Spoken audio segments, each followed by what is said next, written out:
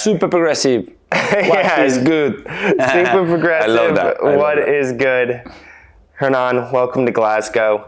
We are here at Skyline this time. I really missed you at Miami Music Week a few weeks ago, but here we are today. I have a few questions for you about Skyline and your time here in the UK. Skyline is a 250-person club in this glass box in the sky in Glasgow.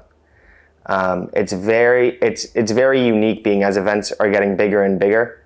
This is a 250 person event, and Graham does a great job of really bringing in true underground progressive artists that love this sound.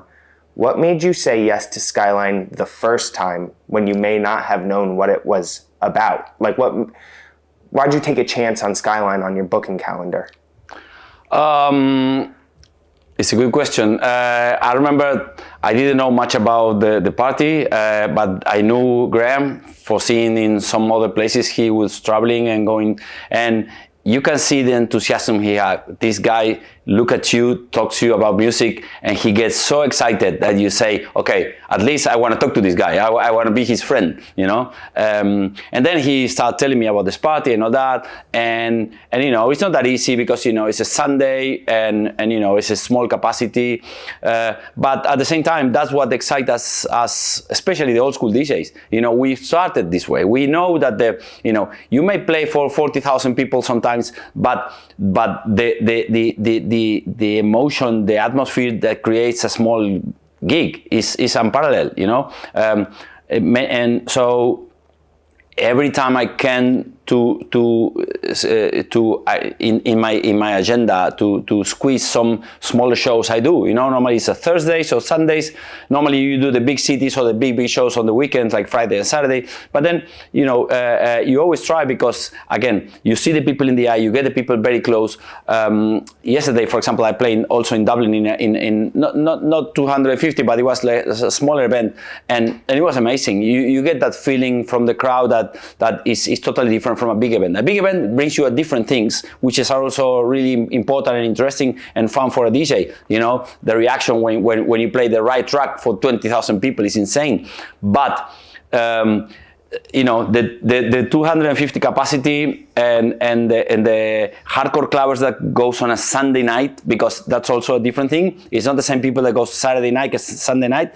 Sunday night is something that he really wants to be there. There's no random people just go for the bar, for drinking around. They go for the music, only for the music. They choose what DJs to hear, what music to hear. You know, when they go, they travel sometimes all over Europe to come to this show. So it's a very, very special night. I think the first one, probably 3 or 4 years ago, I know since the first time I had such a great time. I've been coming 2 times a year, normally April and October, around my European tours. And I think this is the 6th or 7th time I'm here, and it's amazing. Graham, all his team, all the people coming, all the people working on the club and the hotel, because it's a hotel actually, they are really, really top level. The enthusiasm is amazing, and I can't wait for tonight as well. Do you get any flashbacks and memories of when you came to the UK for the first time during your visits here? Yeah, of course. The first time I came to the UK was in 1991. I did a big trip, that one that I sold my car to hear Frankie Knuckles. It also included a few other things. And then I came to England and see the British scene. I was blown away by how the dance music who was super still underground in Argentina. It was totally like popular in the UK. You would go to, you know, in the red buses, the double Dutch buses. They have you know, advertising of DJs, you know, or you will go to the big record shops like, you know, like H&B or Virgin Store, and they will have dance music all over the place, you know, while in Argentina it was like hidden almost. So I had that impression, and then years later we started receiving British DJs in Argentina, and it was amazing. The first time it was Graham Park. That was my first connection to England DJs. Before I was hearing most the US guys. And then I remember also in 92, 93 was the first time I heard Paul Oakenfold and Darren Emerson, who were like the pioneers of that, a different kind of sound, like different than house. I mean, Paul used to play house and trance, and so Danny Rampling also. Danny Rampling had there was the BBC radio show called the Love Dance Party, who would do first part all house music from the US, and then second part it was trance. So it was an interesting mix, and he would do it really, really well. So when I started knowing these DJs, I knew that I had to come here. So I started, working hard to save money to buy tickets. I wasn't making much money as a DJ back then, so I would save as much as I could to come to the UK, and then I went for the first time to Cream. It was like like a incredible place. It was like a mecca for clubbers. Imagine a club where they have 3 rooms, and you have a Paul Oakenfold in one room, Nick Warren in the other room, and the other room sometimes Paul Bristol or Steve Lawler or Youssef.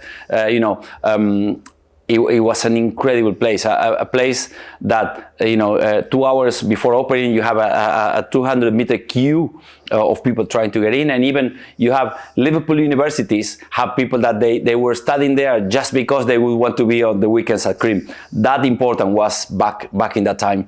And then I started going there just to see how the magic was created, right? And I saw these DJs, and I made friends with Paul and with Nick. But this is before I was working in Europe. I just come in as a visitor. I was playing in Argentina, and then that story about me working with Paul, and Paul ended up bringing it to me to England, and then I became a resident for Cream in 2001, and Liverpool and Ibiza, and then probably from 2000 to now, most people know what's about me. Yeah. What did you?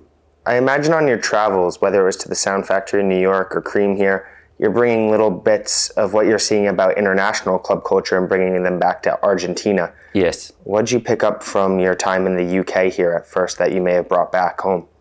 I really like the fact that, everybody will go to a club and enjoy. In Argentina was kind of more like, how you say, like separated, very few people like the club music, very few people. And other people wouldn't be interested. While here, it was so popular, like all the kids were willing to go to festivals, to Creamfields, to Homelands, to the clubs, Then I went to Renaissance at the Cross in London, and all the stories you could hear or you could know about, Sasha and John, going up to Birmingham and Nottingham and this and that, and all the clubs, all the scene. It was incredible. It was like what I was always dreaming here was a reality. Back then in Argentina, I was only in my head, but coming here, so I could come and see by myself that it exists. It was possible. It only, of course, we in Argentina, we needed 10 years then to become something similar. And now I could say I'm super proud that, our scene, the big progressive melodic, or the way you want to call it, but I call it progressive house scene, is bigger here in Argentina than in England, which is full of proud for me and our scene. Last time we spoke, we talked a little bit about your headphones, which a lot of people were really interested in. And I got so many fans of yours that asked me to ask you something more technical. And my question for you is this. You're going to play for maybe like an extended set tonight. Not the longest set you'll play all year, but maybe 5 hours. 5 hours, 6 hours. For DJs out there, a lot of younger DJs don't get the chance maybe to play for 5 or 6 hours. Their focus is on doing a 1 hour, 2 hour really quality opening set. But when you have a set that's 5 hours, 6 hours, what are you doing preparation-wise, maybe in Rekordbox before? How are you getting your music organized, and how do you stay on top of all of the music that you're being sent between new promos? I'm sure hundreds of promos each week and things like that. But how are you staying on top of your playlist and on top of your music? Well, I normally check 5 hours a day. I'm checking new music. I first originally download the music on iTunes, put it on iTunes or music, the way you wanna new people call it music. For all the schoolers is iTunes. And then have a lot of folders already over there, right? Like the new music, the stuff for the radio show, stuff for the label, deep records, big records, classics, whatever, loads of folders that in my mind, I understand. Maybe if you see my computer, you will say, what is it? But there is a reason why each folder is where it is and have the music inside.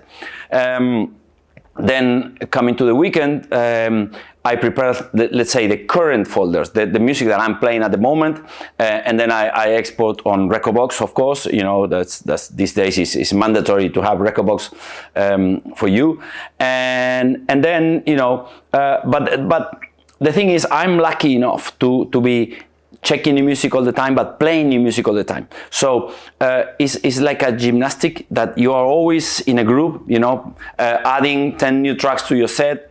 And the more you play, the better you play. That's always like this. You can hear a track 100 times in your house, but it's not until you play one time in a club that you really know the track, right? Sometimes in your house you think, oh, this club is good melody, but you don't know that in the club it's going to have a bass that is going to be totally different that you would expect. So I'm always on the road playing music, and that's the best exercise. I have, of course, the folders, and I kind of like organize the folders in a similar way that I used to organize my vinyl boxes, right? So the deeper stuff earlier in front, and of course the harder, or if you're gonna have some harder records, why you're gonna put it earlier if you're not gonna play them earlier? Then organize sometimes by key or by intensity, let's say. But then an important thing is that you have to have way more music than you need, because otherwise you end up playing always the same records, and you don't want that. So the good thing is that we have normally this kind of music, we have very good crowds, and that lets you play, lets you go different directions, in and out, up and down, and that's very good for DJs. Sometimes I talk to other friends that they are DJs and they play for different kinds of crowd, that they want more commercial music, and it's more difficult to go aside from that, trying to take different journeys. But in our kind of music, people is very supportive. They know what they're doing, so they actually are happy if you play new music all the time. And then, of course, it's very important, try to be as much as spontaneous as you can, you can have some ideas of what you want to do. Of course, you have to have, but don't come with a playlist like, okay, first track, second track, third track, because that you can tell, and people can tell that it's not the right, and then you never know. It's not the same if you start playing at the beginning, or if you start playing in the middle of the night. What's been happening in the night before you started? That's very also very important to say. For example, I'm gonna play 5 hours today, right?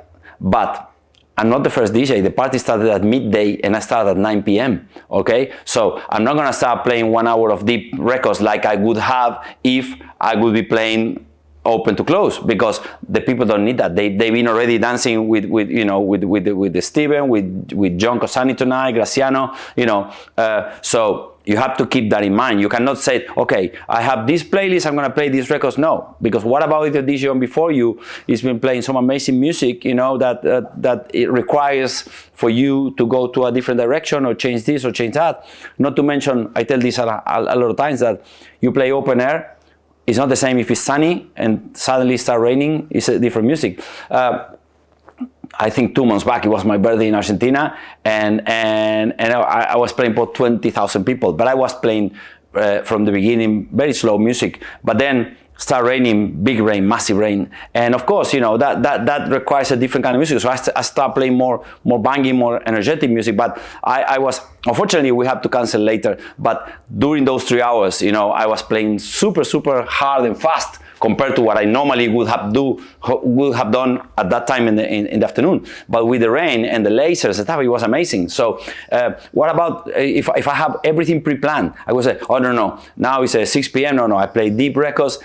it wouldn't make sense, the pouring rain with a deep track with deep little elements. No. At least you have to, how you say, go along with what's going on for the people and around you. So don't plan. You have what you can do, and I do, and I think most DJs do. We have a lot of options. Okay, so of course, if you're gonna play, like a big event, you have to have some big records. Okay, you have them, but you don't have another.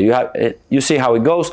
Technology these days helps you a lot on the way you play. Before, when you have vinyl, records were shorter, they had an end. These days with the loops and stuff, you can improve the records, make a record bigger, make a record stronger by adding other stuff on the side from the other CDJ. You can change the key. You can do magic. It's like a Photoshop on a picture.